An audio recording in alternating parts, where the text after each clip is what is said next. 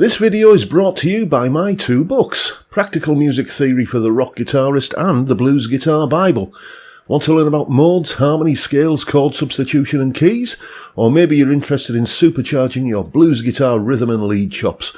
Whatever you're interested in, I guarantee you will be hitting the fast lane to progress with either of these works. Both feature video demonstrations and tutorials, loads of tabs and jam tracks to play along with, and I promise you, everything is explained in crystal clear plain English.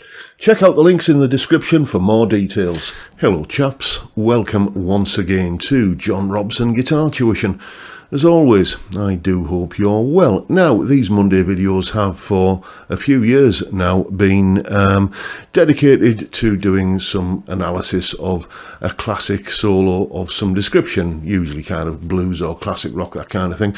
But I've noticed recently that they've been underperforming in terms of the views they've been getting a little bit. So I put this poll up on the community section a little while ago, basically asking you what you wanted me to do on these Monday videos, either keep things the same or change it up a little bit. And as you can see there, it's 64% to 36% in favour of some sort of change.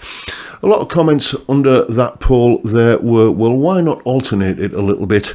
Do some kind of soloing tips or other tuition content one week and then do a classic solo the next week.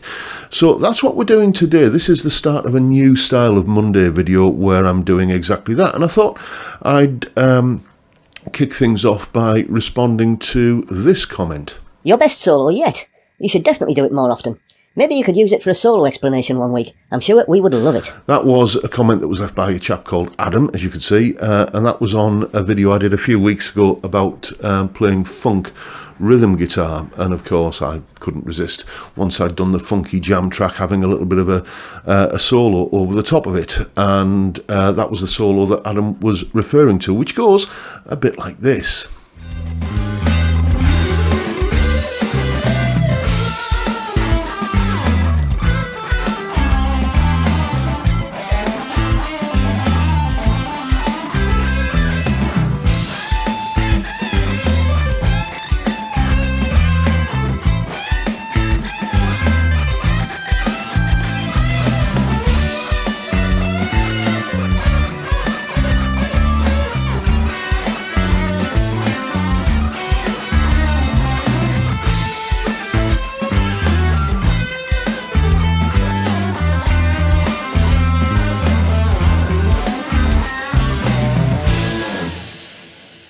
So that's a solo that I've had a few requests to do some sort of breakdown on, and that's what we're going to do now. Here's a little bit of an explanation. Solo explanation. Okay, there are two chords that I'm playing over for the majority of this solo, A minor and D major. And if we just take a little bit of a look to see how that kind of, or what that tells us about what key we're in, here are a list of some chords which occur in various keys, and you can see that all three of these keys, the key of G major, the key of F major, and the key of C major, do indeed contain an A minor chord. But there's only one of these keys which contains both the A minor and the D major. It's the key of G major. At this point we could start, having a conversation about modes and stuff like that, but, I'll spare you that for today. So anyway, basically the G major scale is kind of what I'm thinking of in conjunction with maybe an A minor pentatonic to match the sort of tonality. So that's best sort of illustrated like this, with this little run that I start the solo off with using these notes. 10th, 12th and 14th on the D string, 11, 12 and 14 on the 3rd string, and then 12, 13 and 15 on the B string, like that. I sort of start that run just kind of doing some slithery hammer-on pull-off sort of stuff like this. And then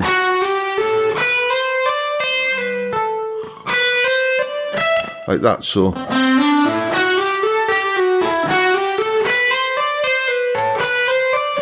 And then finish it with that little run there, because as you can see, that G major scale morphs quite nicely into what I would call position 4 of the A minor pentatonic, which is largely where I stay throughout the next big lump of the solo. So we've got that little run.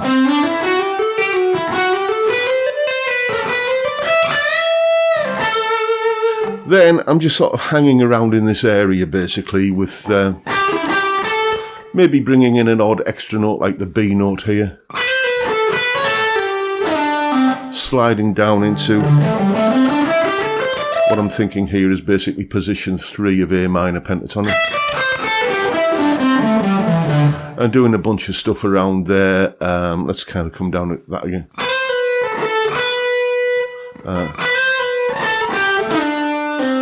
And then like that, bringing in that like flat 5 blue note in a few occasions. And then maybe other little chromatic runs like this. You know, that G sharp note there connecting the G and the A note. There's the blue note again. That kind of thing. And just kind of settling into a bit of a groove, you know, with kind of that kind of repetitive thing. It's always nice to be able to do something like that when you can kind of give yourself a little bit of breathing space and think what you're going to do next. And then I kind of come back up into the, where we kind of were previously, into pattern 4 of the A minor pentatonic.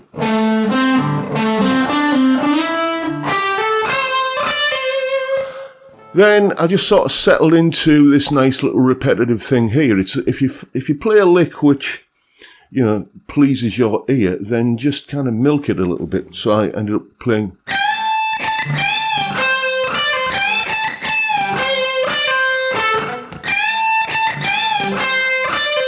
like that, and then went into the lick that to this day I still think of as the Get Back lick. It's not in the same key, but it's that kind of thing.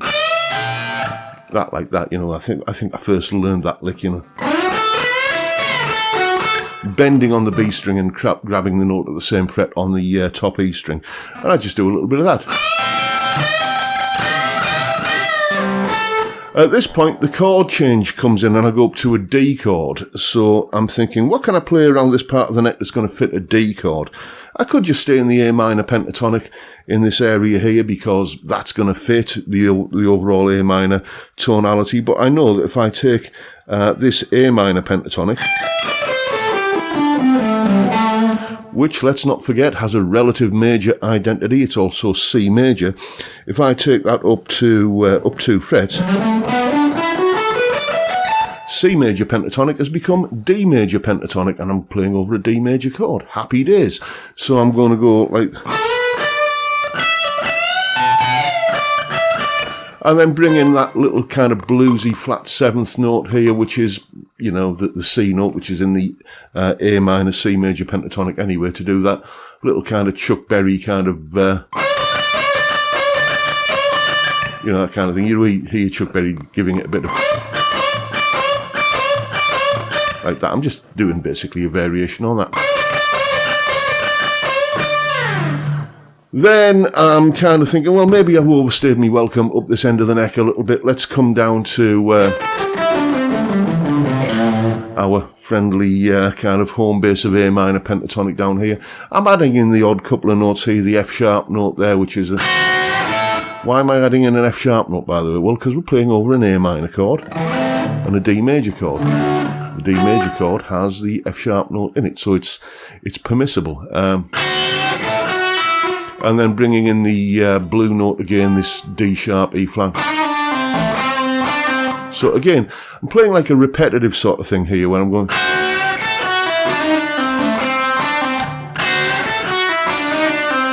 like that, just kind of taking the same idea and coming up with a variation on it. It's a brilliant way to never run out of licks. Just play the same lick again, but end it slightly differently, which is what I do here, where I kind of come up into...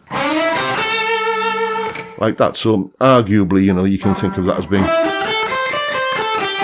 you know, that position there that people often refer to as the House of Blues. I tend to think of it as the top half of that pentatonic position there. And then, you know, so what do I do there? up into more of a sort of a D major pentatonic again here. Like that, for a little bit of... like that, and then back down to our A minor home bass here. Something like that. Let's play that again. Like that, and then we round the solo off with another little bit of the kind of slithery hammer-on pull-off stuff, legato, again using a position of the G major scale, which, you know, thinking in terms of that position of the G major scale, I'm just going like that, just hammer on the way up, and pull off on the way down, and then that sort of bluesy bend there. Where are we?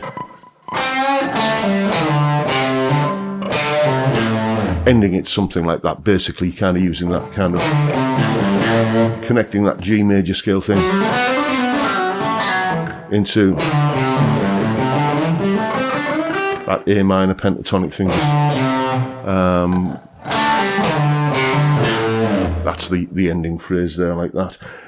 So it's basically the story is that I'm using A minor pentatonic, a little bit of G major scale. The G major scale contains the notes of the A minor pentatonic.